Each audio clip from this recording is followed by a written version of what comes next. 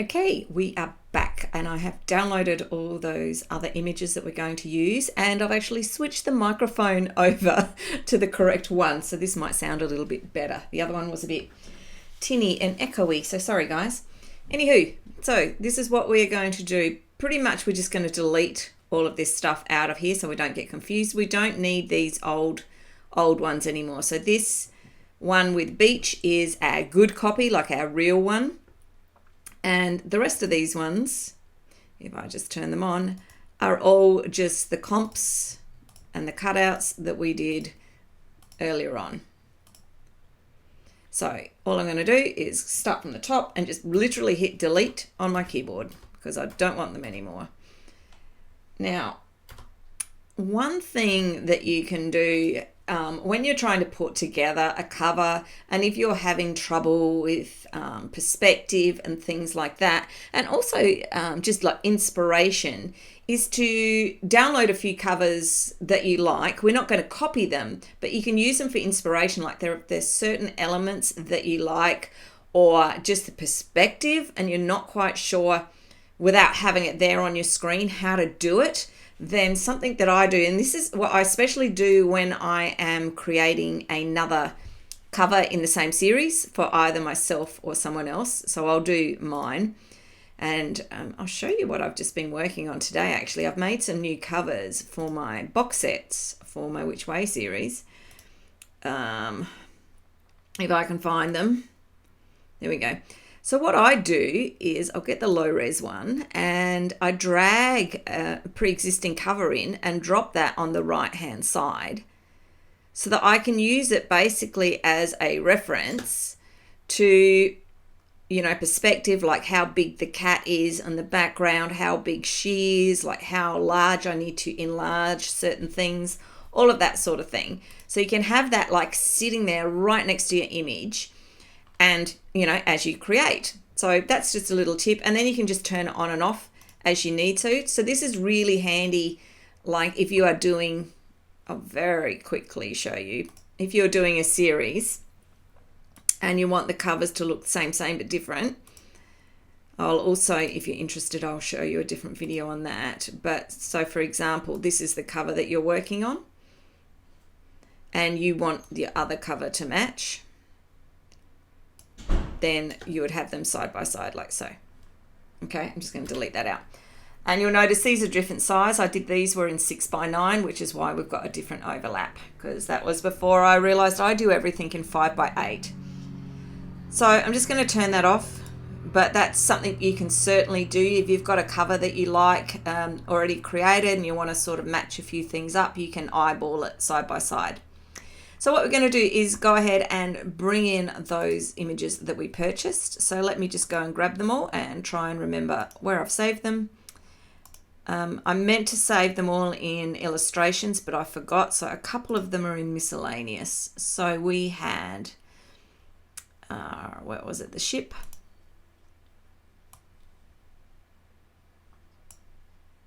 Because I don't do too many of these covers like this. I haven't got these folders as organized as well, because this sort of isn't, like I said, I don't do too many of them. What else did we have? We had the life-saving ring thing. There it is, life ring. That's not the right name for it, but no wonder I couldn't find it. So just drop that there. I'm just hitting enter after each one. We'll move them around and fix them up afterwards, but you'll notice that if I just take away the lines, you'll notice the watermarks have gone.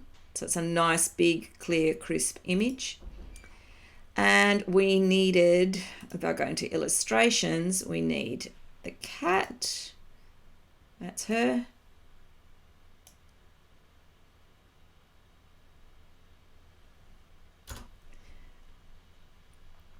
And we need the model.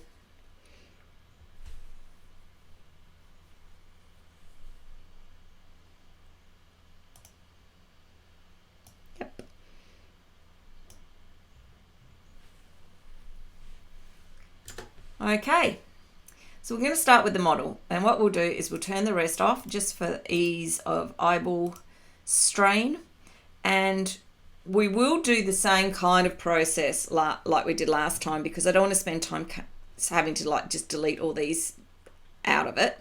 So I'm going to do the Lasso Tool. So just click on that if it doesn't automatically select it. And I'm just going to, oops, sorry. My hand's drunk. I am just going to go around here like this. I'm just a little bit cramped on my desk at the moment. So that went a bit pear-shaped, but that does not matter. Command or Control J. So we're doing the same thing that we did originally, but just on a good version. Now what I'm actually going to do is delete this whole image. Now I don't need this anymore, and I don't want to accidentally edit this image because I've cut the girl out. So make sure you're on it on this side, like it's highlighted, and just hit delete. And then we have this. And what I do then is double click here. I do it with caps lock just so I can read it better, is call it model. And that's my model layer.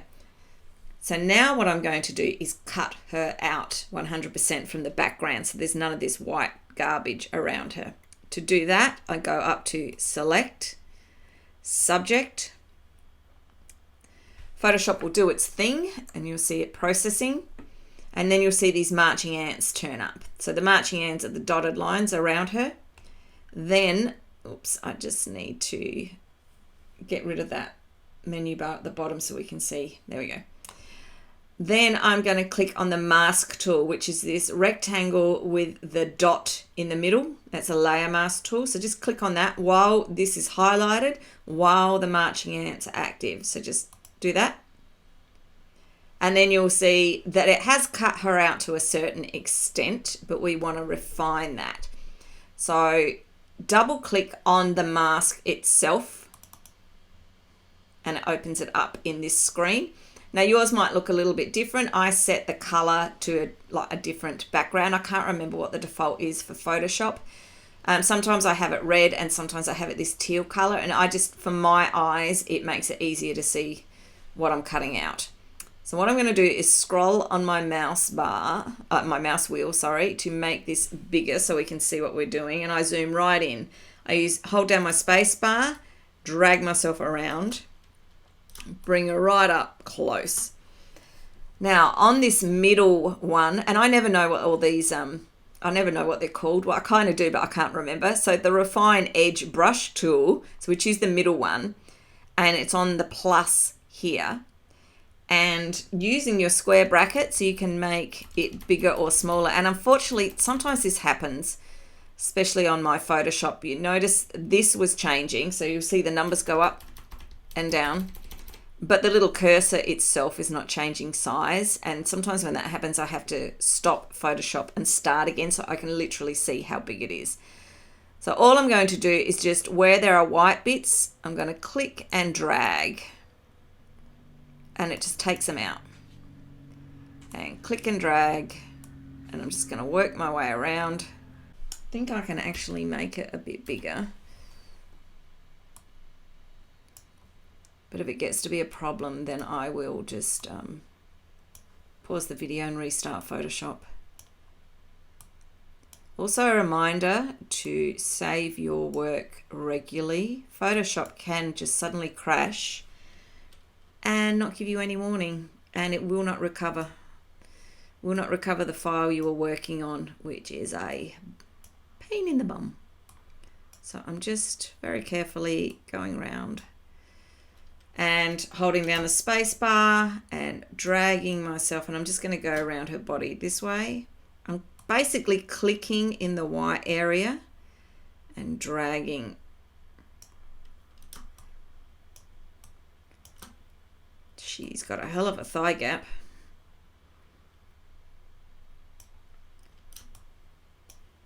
The feet, I never worry too much about the feet because these will probably be dragged right off the screen anyway, but I'm a bit of a perfectionist, a bit pedantic, so I always cut her all the way out.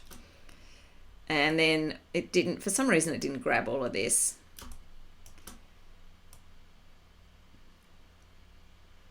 Now you see how this has gone wishy-washy sort of in certain areas.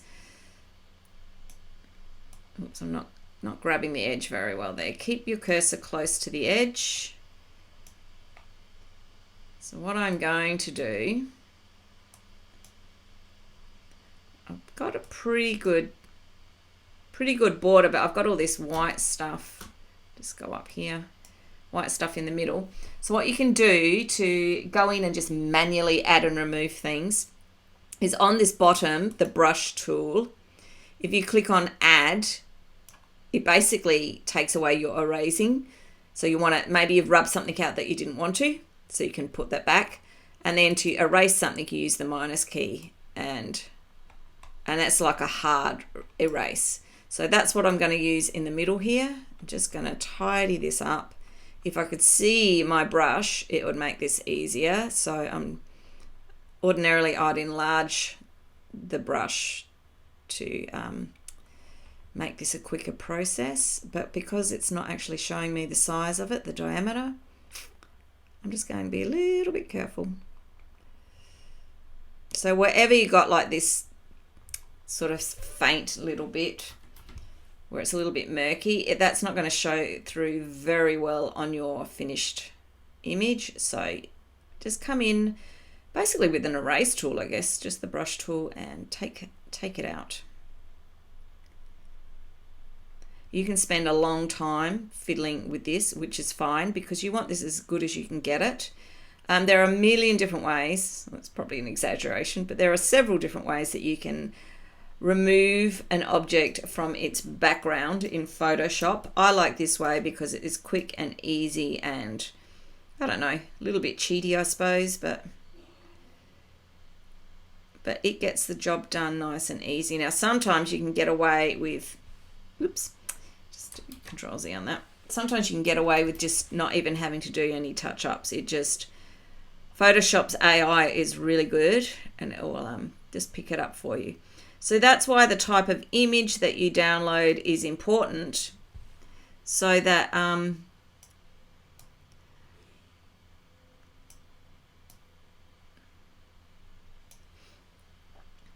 it comes to cutting it out, you get a really good version.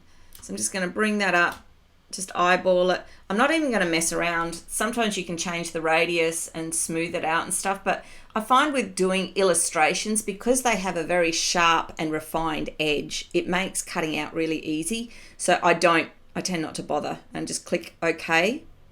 And now she's in here. And what I'm going to do right now is save it. That's all you have to do because you've already called it what you want to call it. Now I'm just going to bring my guides back in so that I know where she is. Scroll out and scroll back in. A shortcut I think for this, let me see, is if you hold down Command or Control and 0 on your keyboard, it will fill it to screen and center it. So if you're scrolling backwards and forwards and get yourself all over the place, Command or Control 0, numero uno, will get you back. So that is our model. Now I do want her to be bigger than that because it's way too small, and I want her to take up a lot of the screen. So I'm Control or Command T, and then you just drag. And like I said, roughly, you can also drag outwards if they like drop off your screen like that and you want her bigger. You can go like really big if you want to, but that's too big in my opinion. So I'm just gonna bring her down, maybe something like that, maybe a bit smaller. It's all about tweaking it, and this doesn't have to be perfect yet. But I'm happy with how our model's looking. So we actually want to see how she looks on the background. So we're going to turn on the background, so that's down here. And now that gives us a better idea. I think I will make her, and this is where it's just tweaking backwards and forwards. I'm going to make her a bit bigger.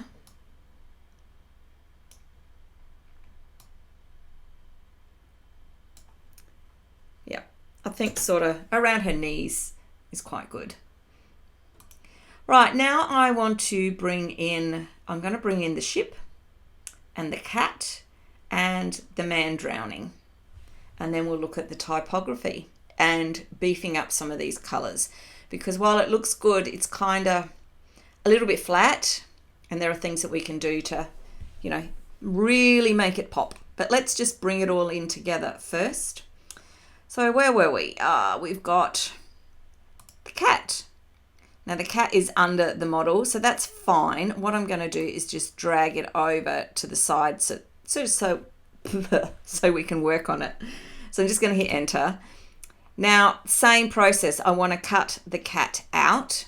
Now, cutting out these whiskers would be very time consuming and wouldn't work in the way doing the select object that we did before. You'd probably need something like the pen tool. Now, because I'm shrinking the cat right down and putting her down here, I'm not even going to worry if I lose her whiskers. So that's just something else to consider as well.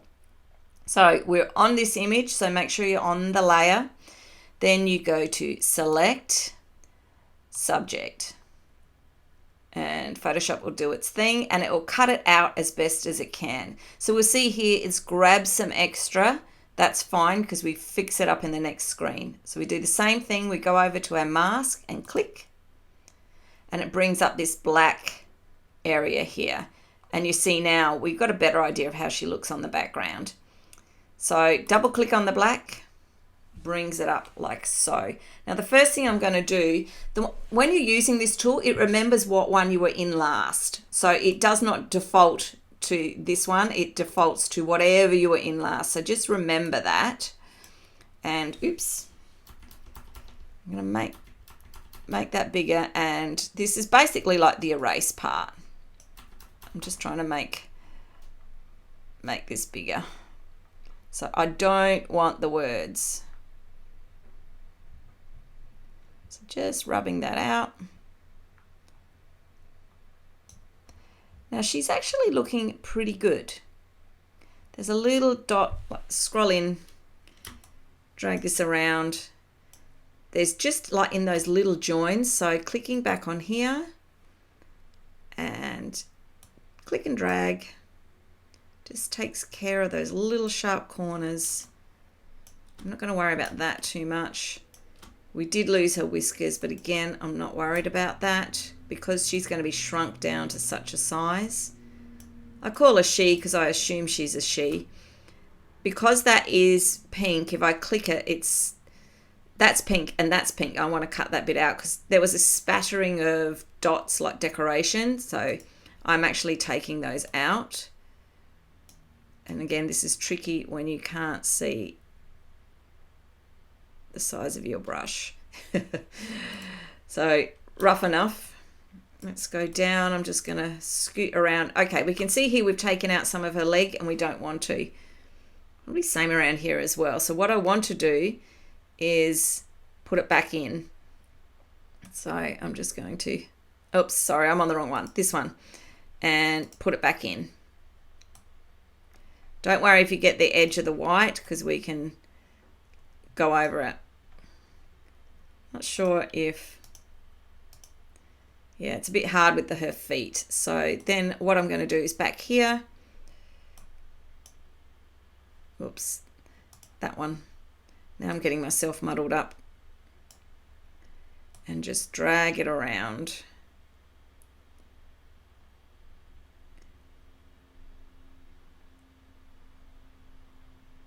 I think there's a bit over there.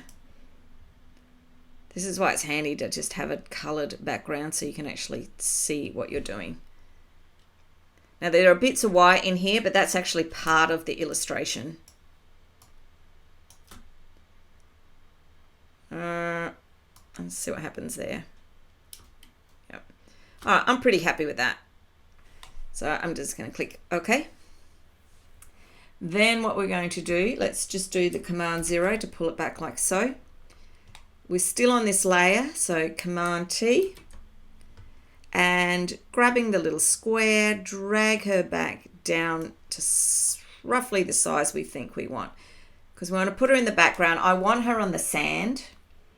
Or I might have her a little bit in the ocean. It depends. What's going to change is when we put our text on, we might have to maneuver where she is. So I'm just going to hit OK. I do want it to, that's my guide for the edge, and I wanted to get her phone in because she's doing a selfie. So a little bit funny. And we can play around once we've got our positioning if we want to add some shadows. Next up, I want to do the ship. Turn that on. And it's behind her, so just click and drag so I can actually see the ship. And I'm going to do the same process as what I did for the model because there's all this other stuff. I'm going to use my Lasso tool and take it out first and then cut around it from there. I use this method a lot. Just saves me time when I'm cutting things out. So Command J or Control J. Just take that off the Lasso tool for a minute. So turn off the ship, and that's that layer there. So I'm just going to double click on the word layer and call it ship. I find it really easy to, if you name things as you go, so you can identify what each layer is. And then this original ship layer, I'm deleting. I don't need that image anymore. And that just saves a bit of workspace. Just going to drag this over here out of the guidelines. If it's easier for you, you can actually turn off the background while you do this stuff. Might be easier for you to see. So while it's selected, go select subject. And it's missed it altogether. So what I'm going to do is Command D to deselect. I'm going to make it bigger so I can just see. And just to help you, I'm going to hide those for a minute.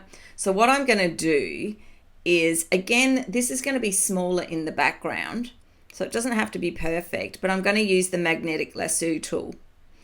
So what you do with that is you click on a starting point and then you trace around your object. Just run your mouse around the outside border. And this is really cool with illustrations.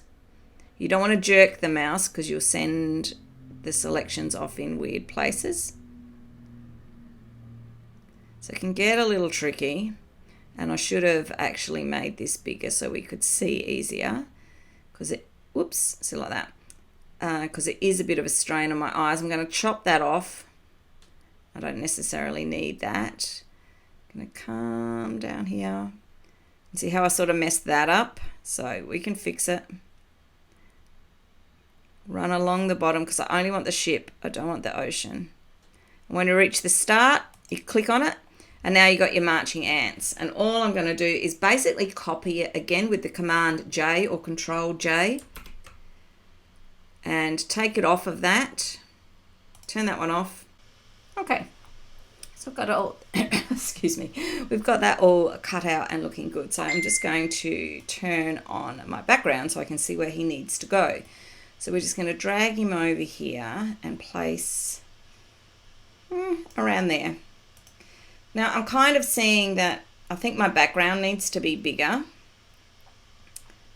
Yep, so I'm going to play with that before placing the little man who's drowning in there. So what I'm going to do is go back to my background, the beach layer, Command T or Control T, and I'm just going to make this, I'm going to drag it up this way so it sticks to the bottom.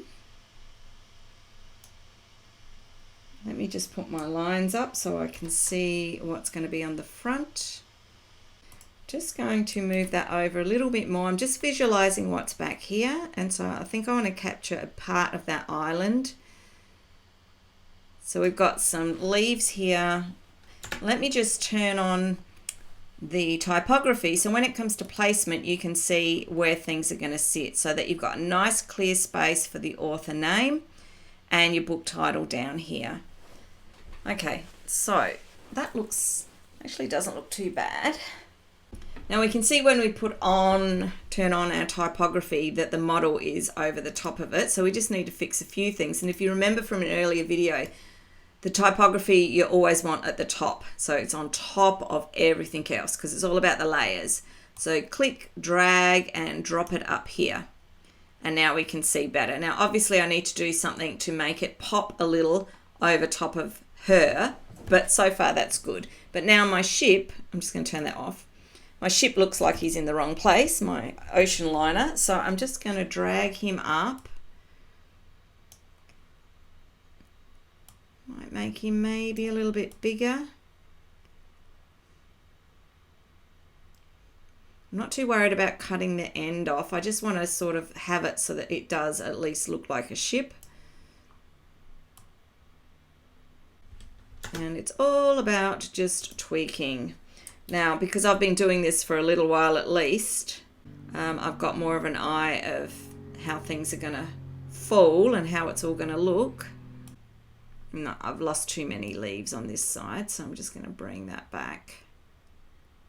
So I was trying to get this in, and it's sort of sacrificing this. So we'll see how that goes. Let me just look at the positioning. Now it's hard to know the position of the cat because this isn't our actual book title yet. So before we get to that, let's just bring in our life-saving ring and we'll just get this last one finished off. So same process, do my lasso tool very roughly.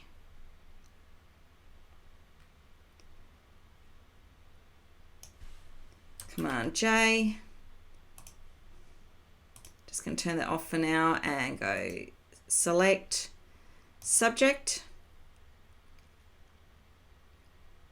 And it's just grabbed all around the outside, which is annoying. So again, when it does that, I'm going to use my magnetic lasso tool. I'm just going to zoom right in.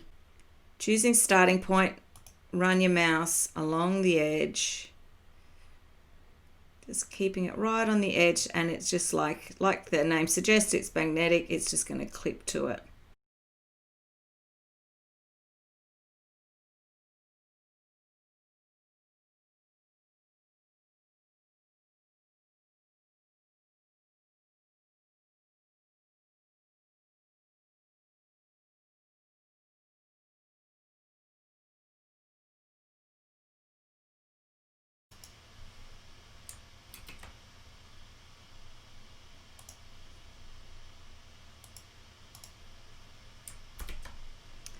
Okay, and we're just going to pull that down and make it quite small because he's out at sea.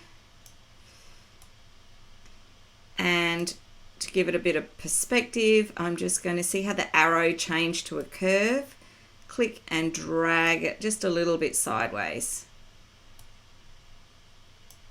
Pop him there for now. Okay, looking good so far. Still a little flat, but we've still got things to do. And you notice how any of the cutting out that wasn't perfect really doesn't matter when it's pulled down that small. So before I do anything else, I want to actually get my text right so that I can see what I need to do to the background to make the text readable. So I am going to, well, before we do that, we're just going to call this Drowning Man and get rid of that layer and that one just to keep things tidy, and drag my front mask. The front mask will become apparent, and I'm just going to delete that just because we don't need it anymore. So we've got everything that we need in the order that we need. So let's look at typography, which is our book title. So this is all grouped into a folder, and I'm going to show you how to do that afterwards when we start doing things to these other things. So if I just click on this little arrow, it shows everything in there. So for example, the Covers by Jane logo, which is very faint at the moment, and that's because I've got it sitting at a lower opacity. So I can drag that up and make it a bit brighter, but still not overly readable. But I'm going to take that off because let's say it's just your name here. So I've just hidden that. You don't have to delete things. So I'm leaving author name as is, but I'm going to change the book title. So where it says book, and oh yes, I just remembered I already showed you what to do with the front mask. So right, where it says book, I want to edit that text. An easy way to do that is the T emblem for text. Just double click it and type over it. So holidays and is what I want to go on this line. Now I'm just going to go back and highlight this, and I'm just using my keyboard shift and the arrow key, and I'm going to use the little icon here for character, or you can come up the top to where it's got your font, and I'm going to select a different font for this. I want it to be like a real cozy feel, and a great one for that is Henny Penny. I do believe Henny Penny is a Google font, which means it's free, so feel free to use it. Now you'll see also that it's fallen outside you can't really see the guidelines very well on a blue background, but it's fallen outside of my guide, so I need to make the text smaller. So you can either manually select it here, or when you hover your mouse over the T's here, you can see the little arrows. Click and hold and then drag it in the direction you want, so smaller. About there will do. And it makes it smaller for you. So click away so we can see it better. Holidays and then I want the word title to say homicide. So I'm just going to double click here on the title layer and just write. And I'm just going to highlight the text again. Change the font to Henny Penny. And we're going to have to bring the size down a little bit. And I just try and line it up a little bit with what's the text above. Just click off of that. Now we're going to have to give it a treatment, as in colorize it, because we can't read it very well. And also the two lines are colliding. So I'm just going to click on the holidays layer and using my mouse, just going to drag it up a little bit. And I might bring it over. And another way to make them smaller is to drag this way, but it doesn't actually change your font size. So I actually like to, if I double click and highlight it, I can actually make that. I might type it in and just bring it down to 50 and see. That's probably better. I just clicked away, because what I'm going to do is right align this part, and you'll see, if you see, watch the pink lines that crop up, it shows me that the and the E are aligned. I kind of like that effect. And I can probably bring it down a little bit. I'm just watching the Y in holidays and the I in homicide, that we don't clash. Now, if you need to do some fine tuning and it keeps jumping too far, with it highlighted like it is so you can see the squares, just use the arrows on your keyboard and it just basically nudges it for you. Now I can see, when I've got my text where I want it, that it's overlaying the cat too much, which I suspected it was going to. So I'm going to my cat layer, and this is where it comes in handy when you call them what you need. Command T, and I'm just going to drag her back and possibly this way a little bit. And by that, I'm hiding her feet behind the and I don't have to worry about doing too much shadow work to make it look like she's not actually, so she's standing in the water. So I don't have to worry about basically hiding her feet. I'm going to make it a little bit smaller. See, there are tricks of the trade. There we go. Cool. I'm happy with that. So she's actually in the edge of the water. He's out here. I mean, you could tweak this all day long. Getting back to our text, you can see I've already got some text effects on here, and they are drop shadows and overlays and stuff like that. Those are already in styles. It's a style I made just so it's not a flat white font. So the best way to stylize your fonts pretty much is to just download some styles. I've got tons of them now. If I click on this one, holidays, and if I go into my, where is it? I think it's in my library, not swatches. Here we go. Nope. So this is the trouble when you can't remember where things are. Here we go, FX, styles. If you can't find it, if you go up to window and styles, make sure that's ticked. Same with anything else that you can't see on the left hand side here. You can go to the window and select it that way.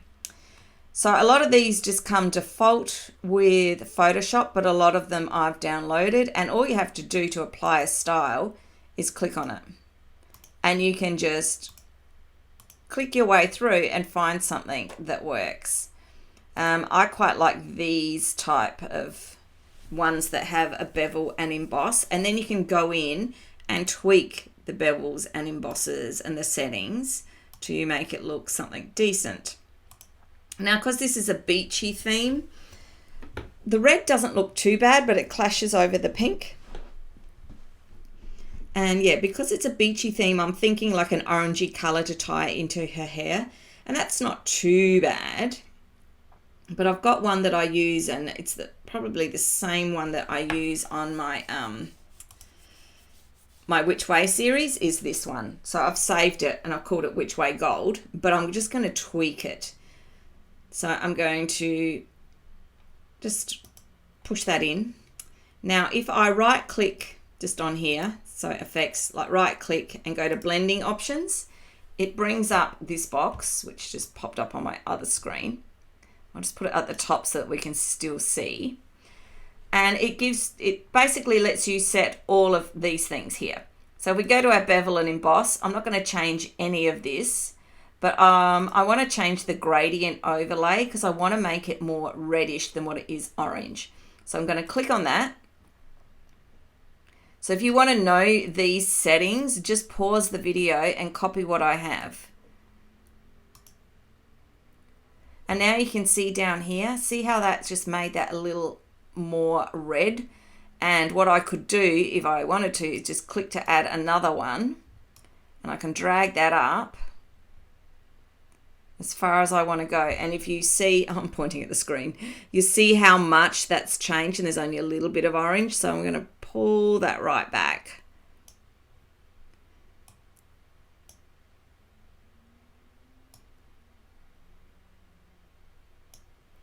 Because I'm thinking like, you know, sunburn, beachy, plus I want it to be easier to read. Now, the drop shadow to me is not sharp enough on this at the moment because it does bring up what you last used. So I'm going to just play with some of these settings. Nope. Might bring the distance down. See how you pull the distance right up and that separates the shadow from the text. So just, you know, have a play. The spread can make it, you can get some really interesting effects. And you can get away with a lot on with a Cozy Mystery, the styling. And you can change your shadow color, but I find black works really well. Unless you've got a very dark background, then you want to change it to light. And also play with your blend modes. You can just run through. I'm not really seeing any change, so I'm just going to leave that on normal. So I'll just leave that for a minute. You can pause the video and write these down or take a screenshot or whatever. I've got a notebook full of all of this stuff. You can actually save it. Once you've got one that you like, save it as a new style. And so I just go, I'm not even going to give it a name. I'm just going to leave it like that. And then that'll pop up in my styles layers next time. So we'll go and see, we can actually do it. So click OK. And we're going to change homicide to match. So all we have to do is go to the effects and, oops, scroll too far. And find where it's saved. I've got lots and lots and lots and lots in here, so yours won't look quite the same. And it happens to save them sometimes in some really obscure places. There it is.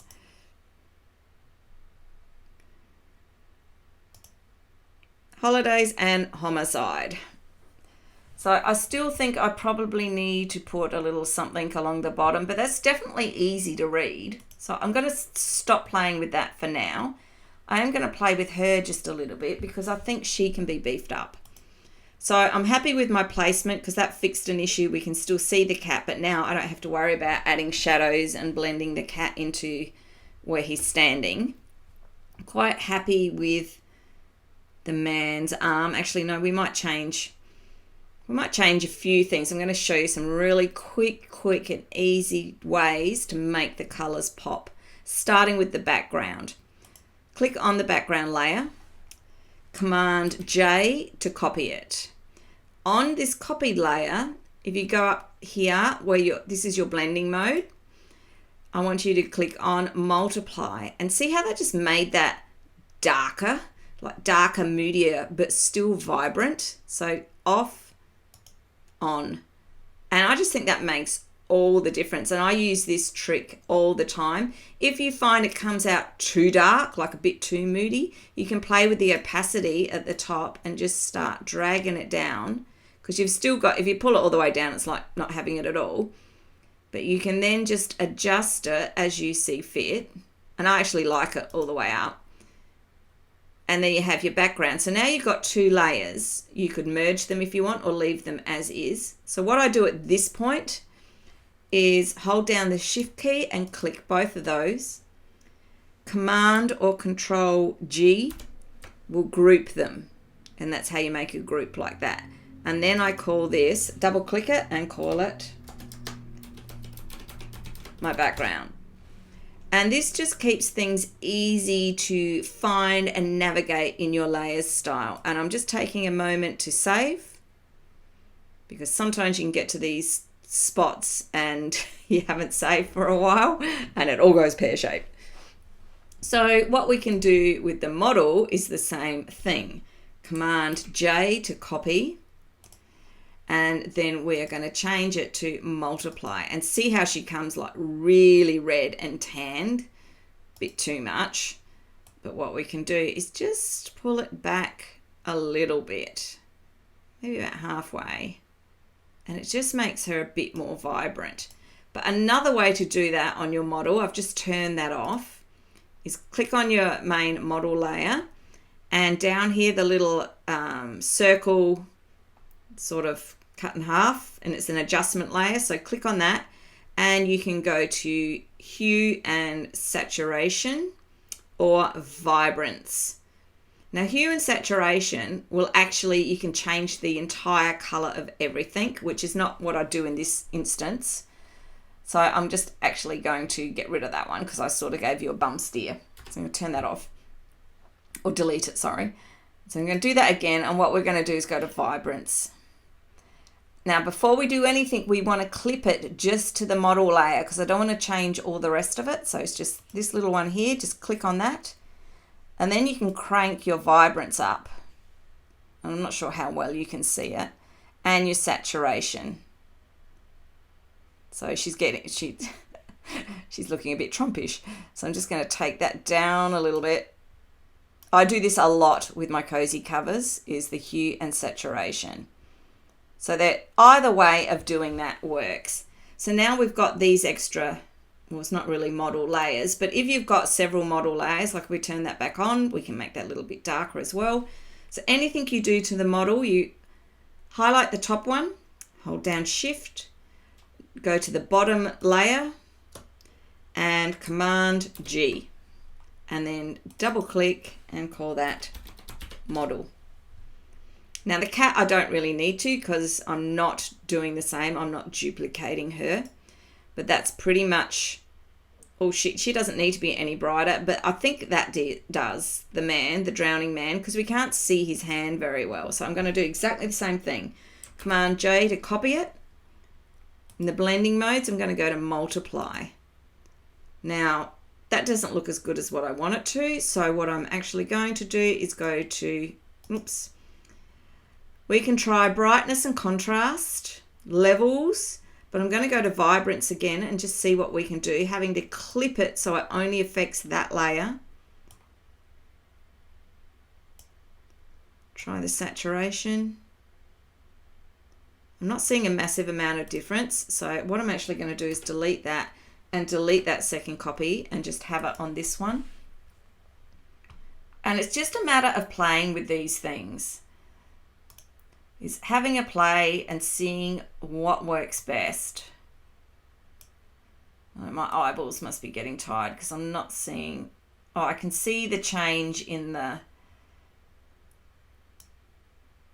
oh, I know, I can see a change in the ring. So what we can do, if I bring his hand down so it's over that darker blue, so make sure I'm on that, Command T just to make sure I've got it selected, and think that might help.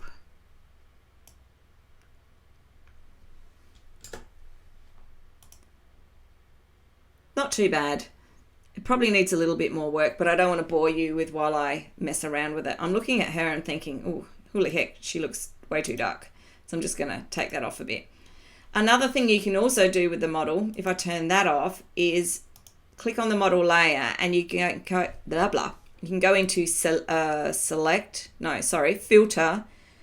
camera raw filter, but this will actually change the picture.